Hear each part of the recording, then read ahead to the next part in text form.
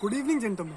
Today, I, Ambar Priyaraj, would be talking about the India-Russia relationship. We see that both these nations share strong bilateral ties. In terms of ties, I am talking about defense, military, economic, strategic, and cultural relationship amongst others. Now, let us look at some of the converging interests of both these nations. So, as I said earlier, defense ties is one of the most important and significant factor among both these relationships. Let us look at what are some of the defense ties and defense exchanges between both these nations. So, if I talk about recent happenings, then India procured 5 units of S-400 air defense missile system worth US dollar 5.43 billion, and it jointly collaborated on BrahMos Airspace Limited. That was a joint collaboration between India's DRDO, that stands for Defense Research Development Organization, and Russia's NPOM. Apart from that, India procured 6 lakh units of AK-203 assault rifles, which was worth around $4 billion. Now, let us look at some other areas of cooperation. It includes aerospace and defense, nuclear, fertilizers, and diamonds, and amongst others. If I talk about, then oil supply amongst others. So these are major import factors. Now let us look at diverging interests between both these nations.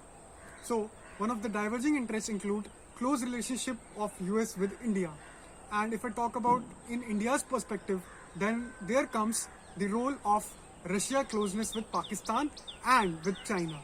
Russia's decision to supply Mi-35 attack helicopters to Russia.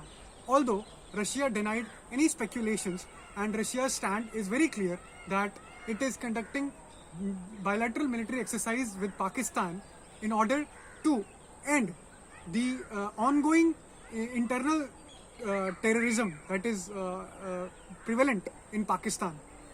Now, let us look at some of the recent happenings. We see that the Western countries, or we can also say that the Western allies of India, are engaged in condemning the ongoing full-scale invasion of Ukraine by Russia. But if I talk about India, then India refused to take any stand. Instead, it called for a peaceful solution by diplomatic talks, as it cannot afford to alienate Russia at the global level, because many, or we can say 60% of the military hardware or the military components come from Russia.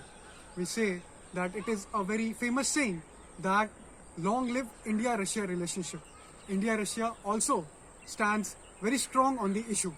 And apart from that, both the PM and the President, that is Prime Minister Shri Narendra Modi and President Vladimir Putin, jointly gave the nation Kundankulam nuclear power plant, whose second and third unit was laid down recently.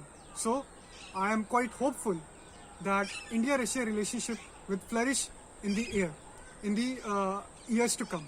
Apart from that, both these nations are also prevalent in the BRICS annual summit and the SCO summit, which stands for Shanghai Cooperation Organization.